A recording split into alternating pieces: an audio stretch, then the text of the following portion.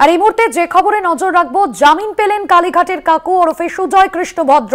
CBI মামলায় শর্ত সাপেক্ষে জামিন কালীঘাটের কাকুর। হাইকোর্টের ডিভিশন বেঞ্চে জামিন পেলেন সুজয় কৃষ্ণ ভদ্র। বেহালার বাড়ি ও হাসপাতাল ছাড়া কোথাও যেতে পারবেন না সুজয় কৃষ্ণ ভদ্র।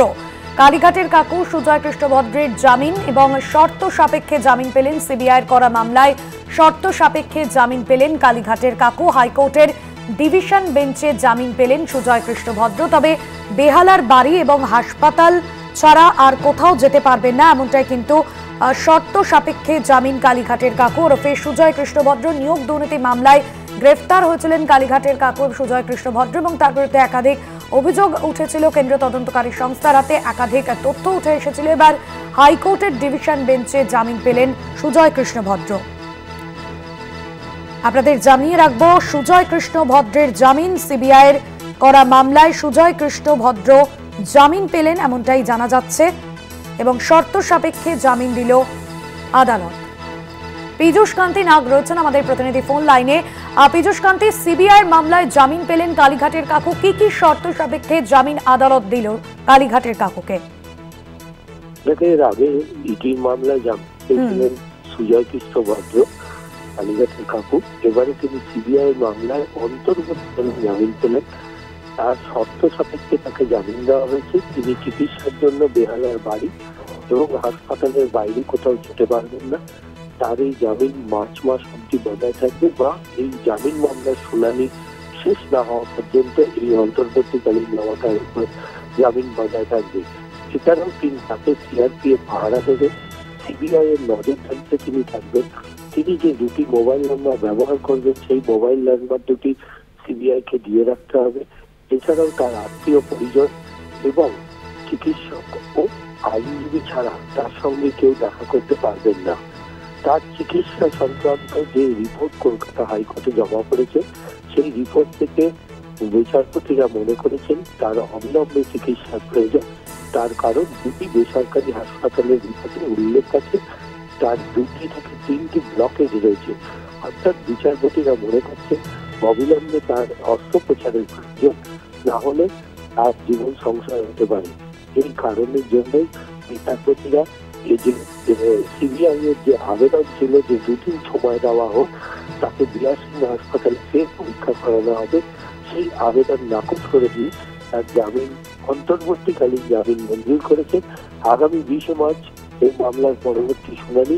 ওই দিনকে রিপোর্ট জমা করতে হবে সিবিআই কে।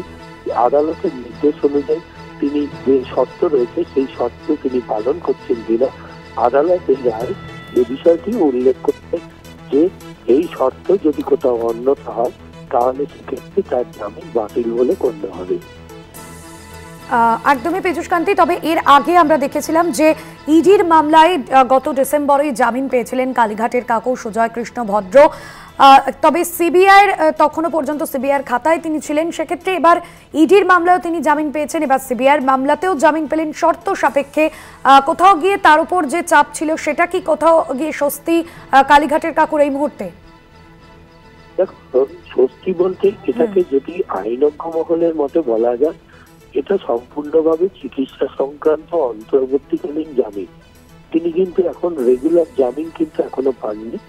তাকে যে যে শর্ত আরোপ করা হয়েছে যে সিআরপিএফ মোতায়েন থাকবে যাবে, সেটা আইনজ্ঞ মহল মনে করছে এটা অনেকটা হাউস অ্যারেস্টের মতো।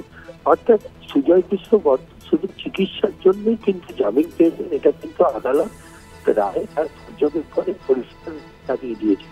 অর্থাৎ এক্ষেত্রে তিনি হয়তো সংস্থার হাত থেকে বাড়িতে থাকবেন, কিন্তু তাতে যা যা শর্ত দেওয়া হয়েছে সেই শর্ত কিন্তু যে নর্মাল লাইফ, অর্থাৎ যে কেউ তার সঙ্গে দেখা করতে পারবে, এই বিষয়গুলো কিন্তু প্রতিবন্ধকতা দিয়েছে কলকাতা হাইকোর্ট তার রায়।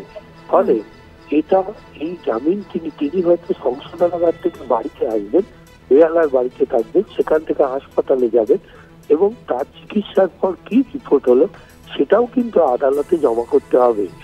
আদালত সেই রিপোর্ট দেখার পরই কিন্তু তার পরবর্তী সিদ্ধান্ত গ্রহণ করবে যে তার এই অন্তর্বর্তী জামিনকে রেগুলার জামিনে তারা নির্দেশে পরিণত করবে কি করবে না।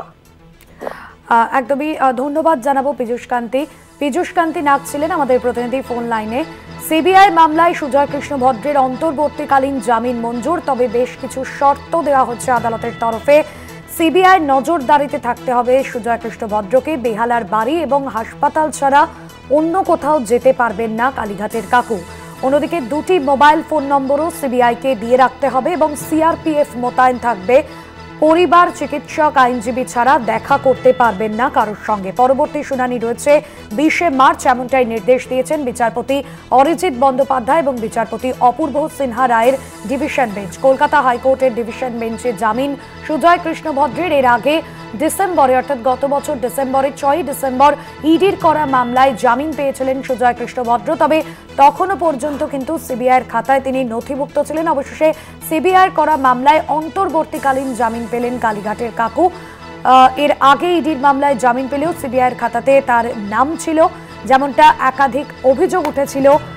সিবিআইয়ের কাছে একাধিক বিষয় নিয়ে তথ্যও ছিল তার বিরুদ্ধে, এবং এই মুহূর্তে যে খবর পাওয়া যাচ্ছে সিবিআইয়ের তরফে অন্তর্বর্তীকালীন সিবিআইয়ের করা যে মামলা, সেই মামলায় অন্তর্বর্তীকালীন জামিন মঞ্জুর করল আদালত।